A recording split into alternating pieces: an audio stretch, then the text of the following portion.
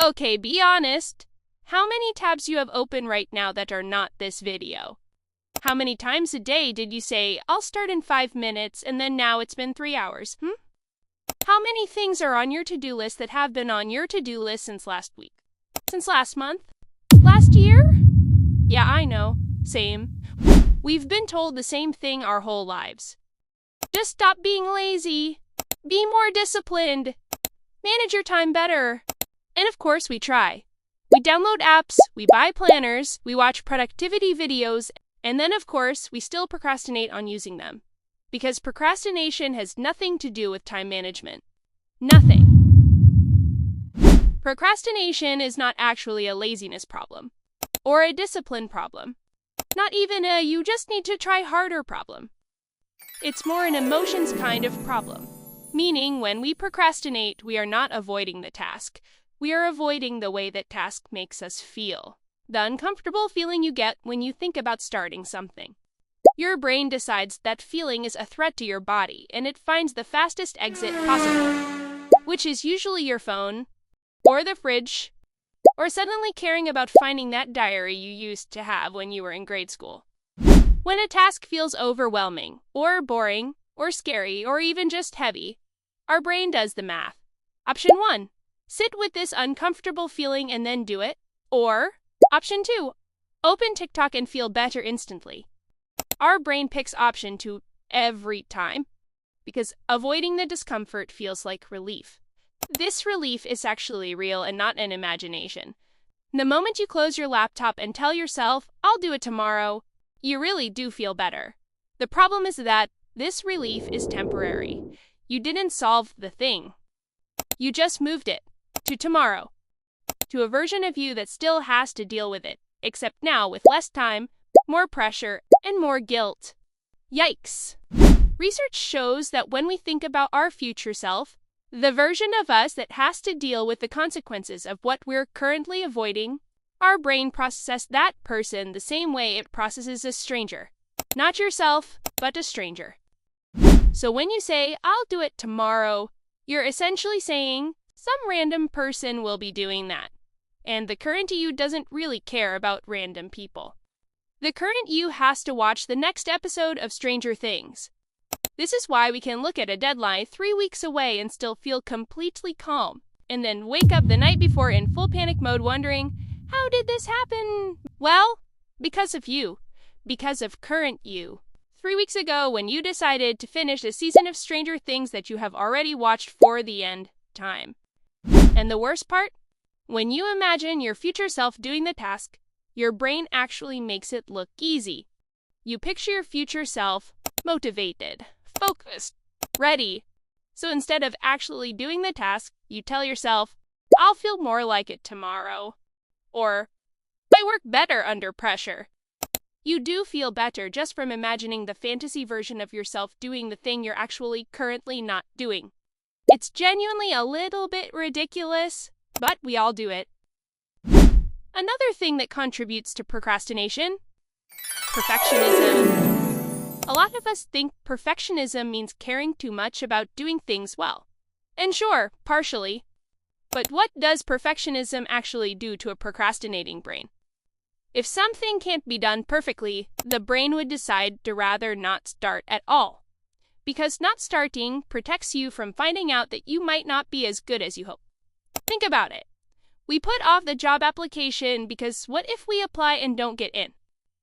We put off the creative project because what if we finish it and it's not good enough? We put off starting anything because the attempt might prove something we're not ready to know about ourselves. So we just don't do it at all. We call it procrastinating, but really, it's self-protection. The unfinished thing can always still be great in theory. The moment you start, it has to be real. And real things can fail. And our brain will go to extraordinary lengths to protect us from that possibility. Including letting us watch 7 hours of Netflix while the thing we actually care about sits untouched. And then there's AI. Just when you thought your brain had enough ways to avoid doing the task, generative AI is invented. The moment you Google something, you're already using AI. Whether you like it or not, it's genuinely useful. Remember how we said procrastination is about avoiding the feeling a task gives you? The overwhelm, the fear, the I don't even know where to start. AI just made that escape route 100 times faster. Before AI, avoiding a task meant opening Facebook, watching Netflix, reorganizing your bedroom, or maybe staring at the ceiling thinking about the something embarrassing you said earlier that day. Now you can open ChatGPT, prompt in what you were supposed to do yourself, and get a pretty good version of it back in a few seconds. And of course, your brain absolutely loves this, because it got the result without ever having to sit with the discomfort of actually doing anything. AI doesn't just help us avoid doing the task. It actually makes us more bored when we have to do it ourselves, because now your brain has tasted 11-second results. And you wanted to do it the way that's going to take 3 hours? Yeah, good luck. So why do we keep procrastinating? We do it because 1, the task makes us feel something uncomfortable and we'd rather feel better right now than deal with it. 2, because our future self feels like a stranger and why would we sacrifice anything for a stranger? 3rd, because AI can do it so much faster than I can, so I do it later. And lastly, because we want to protect ourselves from possible failure. We procrastinate, and then we feel guilty about all of it, which makes us feel worse, which then makes us want to avoid it more, then makes us procrastinate even harder. Wow, what a fun cycle. Knowing all of this doesn't automatically fix it. We're not going to pretend it does, but it means the problem was never you being lazy.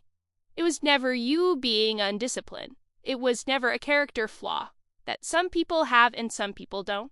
It was your brain doing exactly what it's designed to do. Protect you from discomfort, just maybe a little too aggressively. So what do we do with this? First, start by stop calling yourself lazy. Seriously, that word has been doing damage for way too long.